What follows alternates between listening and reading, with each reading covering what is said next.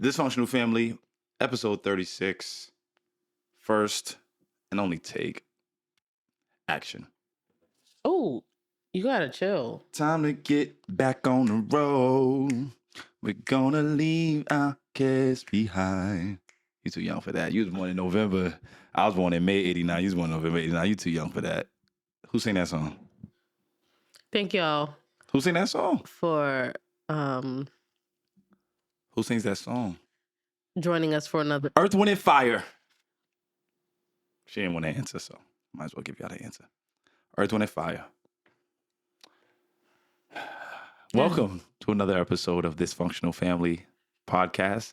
Please make sure you are subscribing, smashing the like button, loving, downloading the episodes, rating it on Apple Podcasts, rating it on Spotify, rating it on, what's the other joint? Not Deezer, that's music. Google, what's the other one? It's a lot of platforms out there that do podcasts. Just make sure y'all rating us on all of them. Sharing it on social media, Dysfunctional Family TV. Man, we here, baby. Episode 36, man. Listen. Why are you in space glasses? I'm glad you asked. Okay. I'm glad you asked. Let's get right to it. Let's get right to it. I'm glad you asked. This you know episode is sponsored by freethesoulsclothing.com. Hit us up. Sponsored by Free the Souls. Hit us up at freethesoulsclothing.com. Just wanted to clarify that. Yo, you know what it is? We about a month away from 2023. And I'm seeing into the future right now. I'm feeling very futuristic. And for everybody that's listening, hold on, let me channel this. Hold up. Oh yeah, it's looking bright for you. It's looking real bright for you. It's looking real bright for you. It's looking real bright. I see, yeah. I see some money coming. Oh, ooh. Hold up. I see, hold on. I see some open doors, new jobs. What's that I see? Ooh, I see promotion. Ooh, is that what I see? Ooh. See new marriages, friendship. What else I see? Oh, shoot. I see Frida Souls Clothing. Ooh, getting big deals, big sponsorships. Ooh, celebrities wearing it. Oh, shoot. What else I see? I see Dysfunctional Family taking it off in the podcast game. I don't need to take these off. I'm seeing too much. Ooh, I'm seeing too much, girl. What you want to scoff about today? You ain't know I was doing that, right? What we scoffing about I'm today? usually the one that be acting up at the beginning. I tickle her feet under the table. All right. What are we talking Now about? I think of PD Pablo. Take off your sneaks. Let me tickle your feet. First of all, it's not PD Pablo. Not PD Pablo. You are disrespectful PD to the rock. What's his name? State prop. PD what? PD crack. PD Pablo. That song. That Neo song. Can't lean that ma. Come on, son. All right. Anyway, this is your anecdote. So let's get to it. Listen, so today we are scoffing about how much insight or opinion should we, as parents, as adults, take from our children, especially depending on how old your children are. I think for us, we can speak from a context where our children are a lot younger than some people who may watch us. Some people have grown kids, some people have teenagers. So I think this question will adjust as our kids get older and as we age. But for people with young kids who are thinkers, who can talk, who can verbalize, we want to scoff a little bit about how much should we actually listen to our kids. I don't think that's common in the Black community. I don't think that's like common. Let me not say Black community. I think the parenting community in general. And here's how this came about. So I hope y'all are ready for this anecdote. Let me go to the past. I can't go to the future. Right? I gotta go to the past. On this one. I'm going to the past. Okay. So a few weeks ago, a friend of mine and I'm not going to say his name, but we did something really silly. Okay. So there's this spicy chip challenge thing that's going viral. Now, let me throw this disclaimer out there. Go ahead, tell your story. I did not see any of the viral videos or know about it. He just had 2 chips. He was like, yo, bro, it's a spicy chip challenge. I think this would be dope as an icebreaker for this group that he and I helped run. And he was like, yo, this would be a fire icebreaker. Like, who can endure the spicy chips? I'm like, sure. He's like, but I want to try it first to see how spicy it is. I'm like, all right, cool. Now, a few people are like, yo, don't do it. It's really crazy. And I'm like, did you try it? They're like, nah. And I'm like, well, then how you know it's crazy? So, but okay. right before I like ate the joint, Pause. Zara, my 5-year-old, 5 3/4. Don't disrespect her. past 3/4 because She's 6, bro. Oh, she's 6. She's 6. Yeah, she's 6. She just turned 6. Don't like disrespect me. She's like, no, Daddy, don't do it. Don't do it, Daddy. But she wasn't smiling. She was dead serious. And I was like, I don't like these that's sound me effects. eating the chip for those that are not watching on YouTube that are listening on Spotify and Apple. And not Deezer. Please just tell the story. the other, Like, look at the cameraman. whatever other platform exists for podcasts. I eat the joint, right? So at first, like me and him, the dude that like I tried it with, he's like sweating. I mean, he had a sweatshirt on. He started taking his sweatshirt off. He's taking his cap off. I'm not hot, right? But I'm feeling uneasy. Like my stomach start getting weird, right? So I'm trying to walk it off. After a while, I'm like on all fours because my stomach is like killing me, right? Killing me. His stomach is not giving him problems, but he's sweating like hot, tears coming down his eyes. If he sees this episode, he's going to know who he is. Tears coming down his eyes. And we're like, yo, this joint's crazy hot. So we thinking it's just going to pass like 20 minutes. Yo, I almost had to go to the hospital, y'all. No disrespect to the people, the company that makes this chip, because I know this is going to sound like some kind of defamation. Don't try the chip, y'all. I almost went to the hospital. When I say it got so hot, first of all, I couldn't stand up. Every time I stood up, it felt like my colon was like crumbling on the inside of me. I was on all fours for like 2 hours. That's no a gas. long time. Like, that's crazy. I'm not to like me. exaggerating. I believe, yes, I know. From like 3 p.m. to like 5 p.m. What makes it worse is that like it's not about how spicy the chip is. It's about what it does to your body. So like afterwards, I watched it. There was like viral reactions. People was having nosebleeds. People were like having cardiac issues. People was having to go to the hospital. Like there were a lot of like bad reactions. Crazy. I didn't know. I just thought it was spicy, like to the tongue. I just thought it was like spicier than normal things. Long story short, it got so hot. I'm embarrassed to say this. No, say it. Tell your story. My stomach was hurting so bad and it got so hot. I was like in a bathroom with like nothing but my underwear on. Mind you, I am not home. I won't say where I am because I don't want to get in any trouble with the location that I was at. But I was not home. And I'm on all fours in a bathroom stall with nothing but my socks and underwear on. Laying in a public bathroom in your drawers is nuts. Like, it had to have been bad. It like, was so... on the floor in your drawers. It was is crazy. So bad. Like, the reaction to your body. And I eat... I'm not like a full out like, yo. My camera crew is cracking up. It's distracting me. Y'all can laugh. Just laugh. Just laugh it out.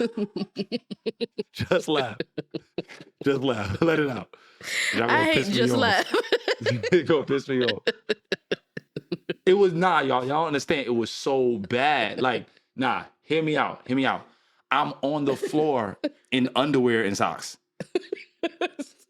I'm sweating that bad. But my stomach is hurting so bad. I don't know. I can tell my body's not going to keep it down because my body's not used to like junk food like that. Like I don't eat junk like that. I eat snacks like twice a week. And the snacks that he does eat is plant-based. All plant-based, right? So when I cheat, it's like a plant-based cookie, like that kind of thing, right? And I don't eat like meat every day of the week. So like I've been changing my diet a lot. I only eat from the hours of 12 p.m. to 8 p.m. So like my stomach is just not ready for a lot of this stuff because I don't eat like I used to eat. Right. That being said, this like one big blue chip changed my life forever. When I say I didn't know which direction it was going to come out, no, not to be discussing, but it was either going to come from the Ruta or the Tuta. From the Ruta or the Tuta. But it was coming from somewhere. Eventually, after like 2 hours of like drinking water, of like rolling around, of repenting, of asking God to forgive me for every wrong thing I've done, eventually it came out from the Ruta. Vomited all blue. Yeah, that's concerning. Like an exorcism. It was disturbing. Disturbing. And to make it worse, I had to clean the bathroom that I was sick in because, yeah. I guess what it all comes down to is I should have listened to Zara when she said, Daddy, no. And that led to this episode. Like, yeah, they were. So yeah, when they show up, he calls me, I guess, moments after regaining composure, and he FaceTimes me with some other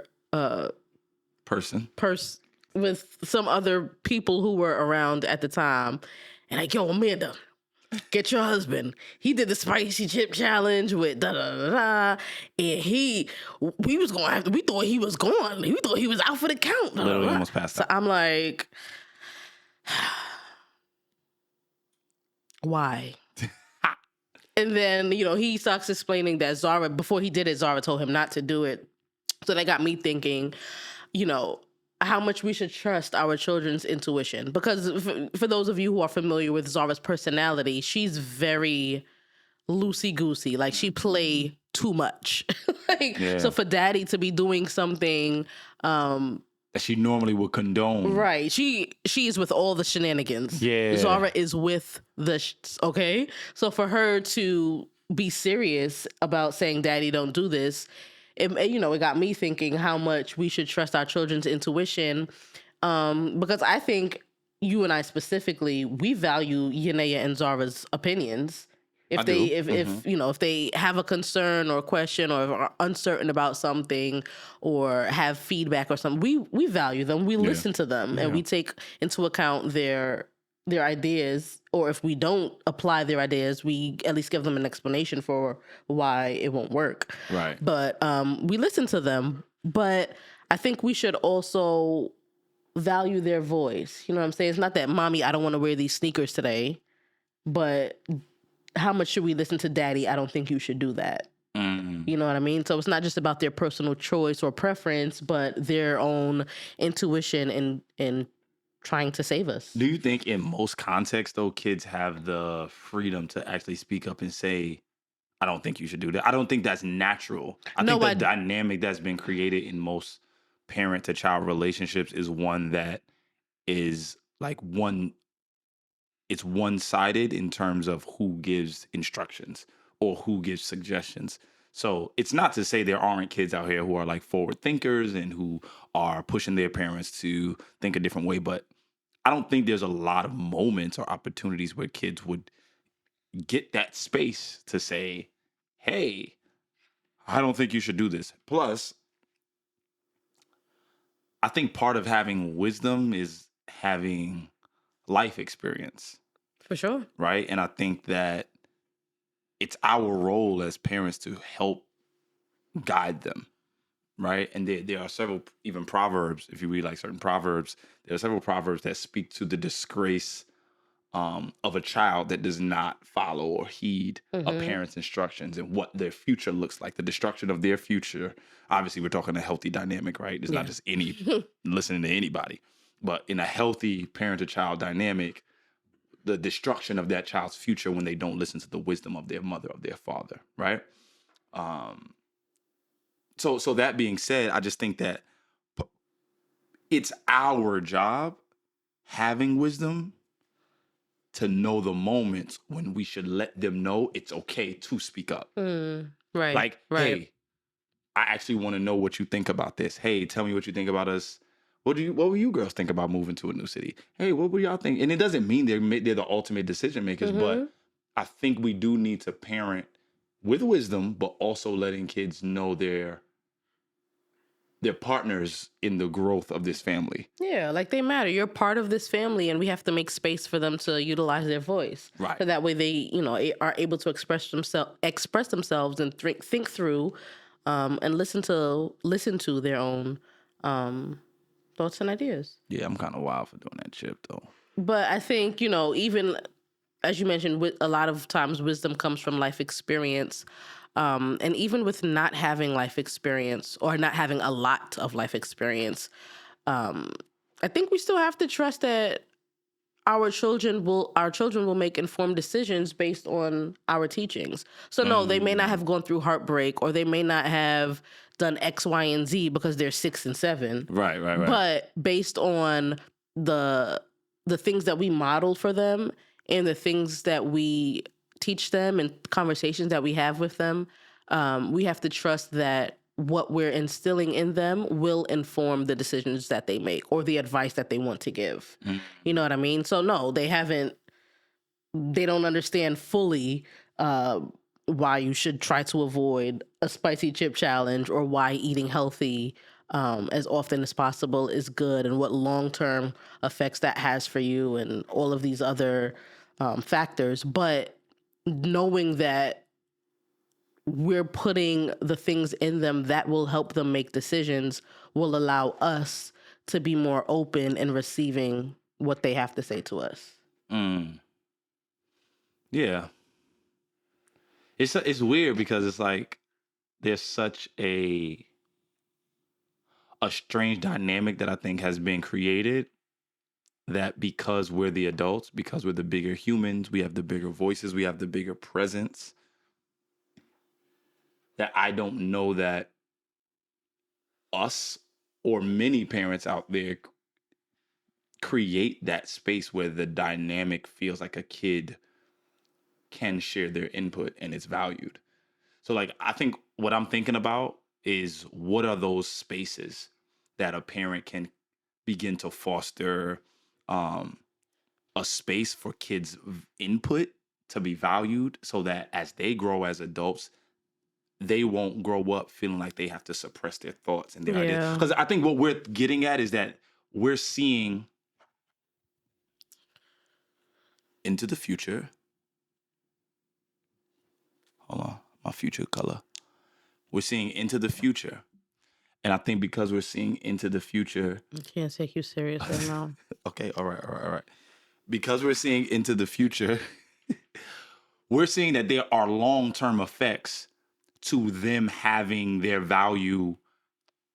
input be valued now, right? But we also have to toe the line of like, hey, they can't make the decision for what we're going to get at the grocery store because we'll come home with all junk food.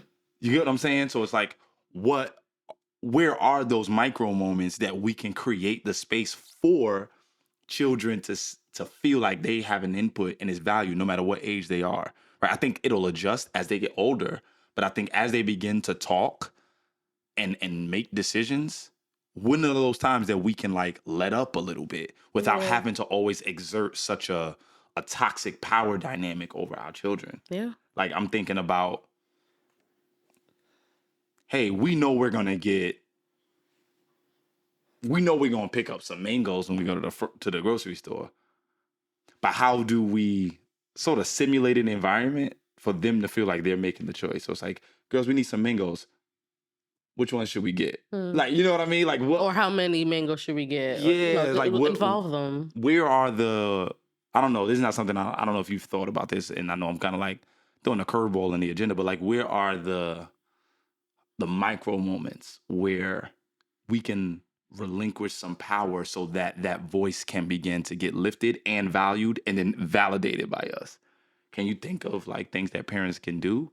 I mean, sometimes when I ask them for something as small as what they want to eat, and if they'll say they want pancakes for dinner, you know what I'm saying? I might give into it, but say, all right, after that, your dessert is going to be apple slices. You know what I'm saying? So you kind of get what you want, but I'm going to balance it out. Or trying to negotiate with them a little bit. What do you want to wear to school today? I want to wear a t-shirt. It's fall. You can't wear a t-shirt by itself. You can wear the t-shirt, but you got to put a hoodie on over it. You know what I mean? So allowing them to make decisions while also making it a teachable moment. That's good. So sure, you can wear a t-shirt. It, allows you to express your creativity. It's something you want to wear, something you're comfortable wearing, but it's not weather appropriate. So we just got to add another layer to that. So, Come on. all right. I'm easy. sorry. I'm sorry. So yeah, I think asking Good them, mothering. That's good. I like that. asking them what they want. I like that. I like that. With the morning and say, whoa. Rest in peace, Nate Dogg. Okay, babe. So asking them what they want or presenting them with choices like, hey, do you want spaghetti or grilled cheese for dinner? So that way they know what the options are, but they still feel like they chose. Like confined liberty a little Right, bit. right. So, you got them on a That's leash. good. But... Parents, take notes. Confined liberty. Okay. What? No, it's good. Yeah, but you gave me like the sarcastic. I'm sorry, I okay. shouldn't have did that. Because That you've was been pretty playing good. around like a lot for the last couple episodes, and yes. But I think that's a great way to, give them space to express themselves, be their own person, while also making it teachable for them and not letting them just go stupid. Yeah. You know what I'm saying? Because I'm also thinking about like the other week, I think I was parking the car. I was parking the car with Yaya, and I was like parking into the spot backwards. And I remember her, like we were parking just fine. But because we were parking in backwards, it was weird to her how I had to angle the car. And I remember her like, Daddy, this doesn't look like the right way to get the thing in. And instead of like, you don't know what you're talking about because you don't have the wisdom or the experience in driving. Yeah, you don't have your driver's license. Right. I didn't like shut her down, but I also was like, well, let Daddy finish and then you'll see how it comes out. So it didn't make her feel like she can't speak up, but it also was like, I got the experience, watch and learn. Trust the you know process, what I mean? Like trust the process. Yeah. So I like that. But I think let me say this. I do think that a lot of times the control that parents attempt to exert over their child. We gonna go? Can I pod? Pod. Can I pod? Can I pod? I really think that stems from a control that adults want to have over something that they think they can control because there was something in their own childhood that they could not control. Does that make sense? So a lot of times our desire to like try to make every decision for our child, don't do this, don't do this, don't do this, don't do this, don't do this, don't do this, like they can't do anything. A lot of times that stems from a space of wanting to see a perfect product because you're projecting a desire you want for yourself. Like there's an imperfection within. And you are projecting, I'm not gonna let them do this, I'm not gonna let them do this, I'm not gonna let them do this, I'm not gonna let them do this. So you start to like establish so many rules and so many restrictions that your kid has no voice because the only voice they have is yours. Ouch. And I said this before, but I'm gonna repeat it again. I think sometimes what happens is because sometimes we're guilty of it too, right? If there are fractures in our past, we try too hard to make our children the better version of us versus their own unique copy of what God made them to be. So like we're trying to make little us. And God is like, I didn't ask for clone you. I asked for you to just be the host that brings in them for their own unique design, their own unique contribution. Now, obviously, we know how genetics work. There's going to be things that they absorb. Yeah. Right? There's going to be things that they take. There's going to be ways of life and interests that they have based on what they see their parents do. But the overall control of their thinking, right? The monopoly we try to have over their mind, a lot of times that's just an extension of us wanting to fix something about ourselves. And we think our child is our second chance to fix little us. Yikes. And that's not what God gave you them for. So we got to start like really praying, meditating, studying, reading, even therapy, things like that. Listening to pastors who have wisdom and trusted voices, leaders who have wisdom, community leaders who have wisdom, trusted voices, to really galvanize like, how do I stay focused on praying over my child and guiding them, right? Guiding them not forcing them, but guiding them. Can we go to church a little bit? Go to church? Okay. Because you know how we like to be like, oh, spare the rod, spoil the child, right? And a lot of people like to use that scripture as like a discipline thing. And I know we talked about this before, but check this out. The Psalm says, Psalm 23, thy rod and thy staff, they comfort me. So the rod was never used by the shepherd to hit the sheep. It was always used To keep them on the right path. to keep them on the right path. It was always used to guide. That's why it says, thy rod and thy staff comfort me. So there should be comfort from the rod, not pain. So when we spare the rod, what we're really sparing is sparing guidance. We're sparing wisdom. So when it says you'll spoil the child by sparing your wisdom, by sparing, guiding them in the right direction. That's good.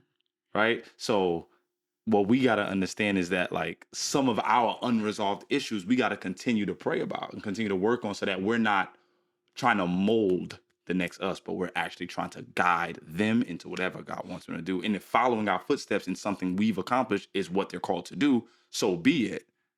But that's not what we all should be forcing to happen.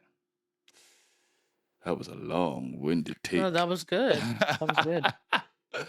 Got me feeling all convicted. Listen, I'm too. I'm learning this from experience, and that's the thing. I think that's why this is good, because I'm not telling y'all what to do. I'm telling y'all what we've learned. Yeah. By how we've messed up. You know what I mean? Trying to make them do right because we couldn't get something right, as opposed to, hey, this is the value and why that should be done right. Make your choice. You know what I mean? Yeah, but wrapping up, I think the message, the moral of the story is trust your kids. Trust your kids. If you feel like you're doing the best job that you possibly can as a parent, as a mother, father figure, trust your kids. And trust what you put in your kids, no matter their age. As we mentioned, our kids are 6 and 7, so they still have a long ways to go, God willing. But I do believe that they have valuable input in regards to the decisions that we make as a family. And, you know, they will need lifelong guidance. Absolutely. But I think so do we. Oh, so do we. I mean, there's still things that I look to my mom and dad for. I'm grown. I still ask my parents for things. You know what I'm saying? Like, just because they're young and they're still learning doesn't mean that we've stopped. We're still learning. And I think that we have to. I'm sorry. Yeah, last thing, I think we have to be careful that we don't shut out the idea or the possibility that the guidance that we get in life can come from our kids also.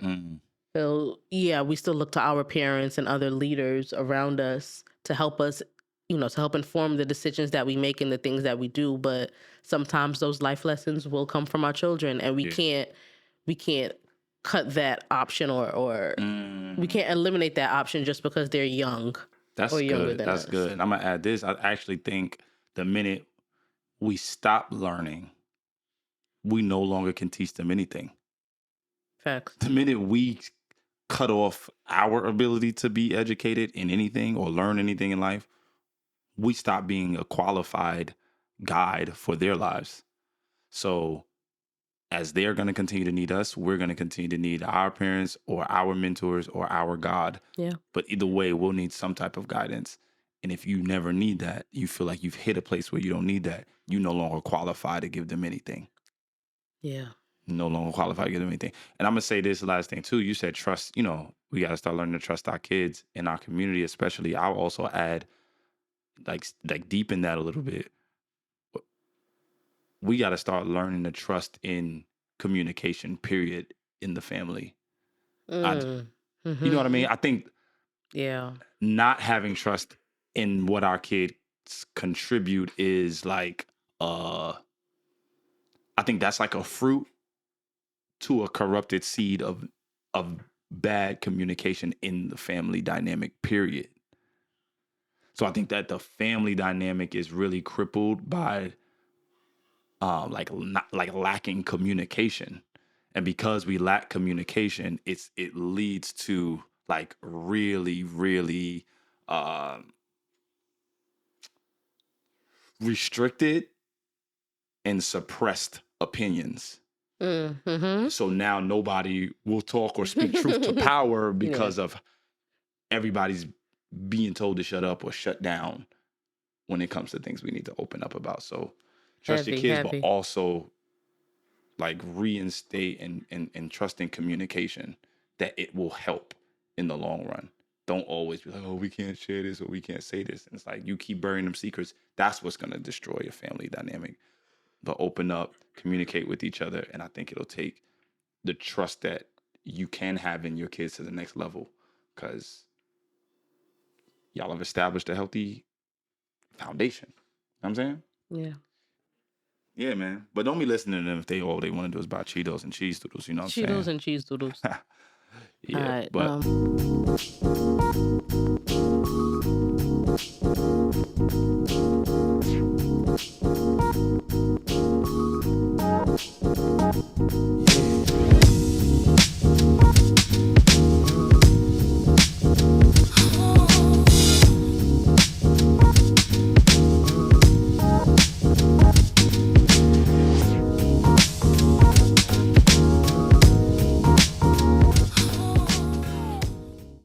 that's that. yeah, that's that. Let's get into this. Tell me more. First question on you. I ask it or I answer it? Ask. I ask it? Yeah. All right, you sure? I don't know. Yeah. All right, put my future glasses on. All right. What is one thing that you are actively doing to try to be a better parent? Go. I think I'm trying to be, not I think, I am trying to be more patient. I think sometimes I think we have pretty mature kids, and sometimes I forget that they're kids and my expectations for them are too high sometimes. So I'm learning to be more aware of my expectations so that I am more patient with them when they do kid things. Yeah. Okay, yeah. Yeah, that's okay. good. Oh, I thought you was about That's to. Sorry, Bro, what's wrong with you? What kind of projection is going on inside? You all right? I'm good. All right, your question. What? She bugging y'all. The way she just looked at me. For those that are listening and watching, she looked at me like I was about to say something bad. I was like, I thought what? you were. I was in complete support of wow, that's really insightful. Thank you. Jeez. All right. What is your favorite childhood memory? Oh, come on, man. I got 5 siblings in a All right, 2-parent give me household one. I grew up in. First, Crown Heights / Brownsville, East 90s. Like, you know how many childhood memories I all right, have? just give me one then. Give me a good one. Oh, one of your man. favorite childhood memories. Oh, man. Oof, this is terrible. But I'm going to share it. So we used to have this song we did whenever somebody like violated my dad on the road. So like if somebody like I've heard the song. so somebody like cut my father off on the road or like didn't signal or something like that. Also give context to how old you were singing this song. Oh, probably about 3, 4. Just so y'all know. 3 or 4 years old. Sorry, My father continue. would pull up. He would always pull up next to the. This is not my favorite. I have a lot of things in my childhood that was really fun. This is just the first thing that comes to my mind. Me and my siblings, we would be sitting in the back. Most of the time, my younger siblings weren't born yet, so most of the time it'd be just me and my older sister, and sometimes my older brother. My father would pull up next to the person's car, roll the window down, and me and my sister would be in the back, and we would sing the song, "You are a moron. You are a moron. What? You are a moron." Making your kids sing that is... He never made us. No, don't. Condoning it, allowing it, introducing it to where y'all learned the song from. I'm not coming for him, pause. It's just...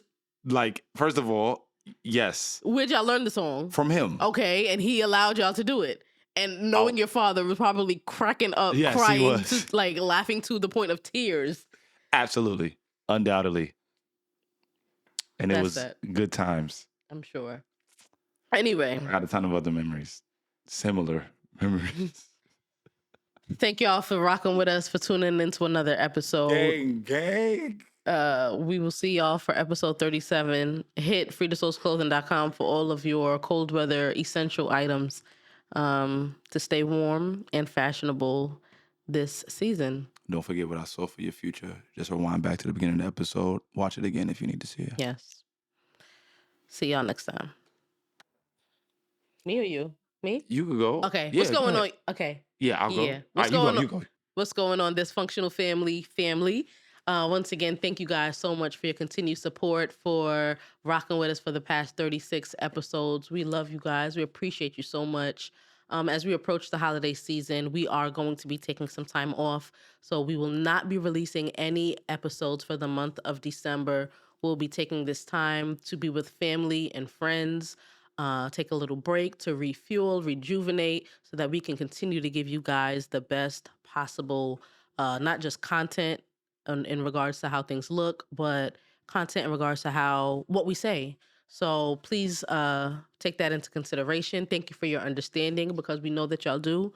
And yes, Listen, that's it. top of 2023, we gonna see y'all. Oh, we going crazy. What we are gonna do though, for those that do subscribe to our Patreon, the link will be below.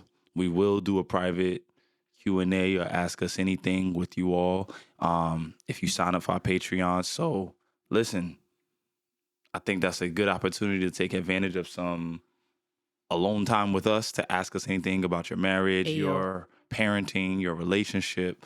If you're looking to be married, or if you're single and prepping to be married, I think you should take advantage. So hit the link, check out our Patreon, and you can definitely have some private sessions with us, and we'll talk to you and coach you through, some things. So we'll holla at y'all. We'll see y'all Next Dysfunctional year, Family out. Happy 2023. 23. And all the holidays that you celebrate. Hanukkah, Kwanzaa, Christ Mass, everything. Boxing Day. Boxing Day, what's that, the 26th? Yeah. Yeah. The all of them. Do all of them. Peace.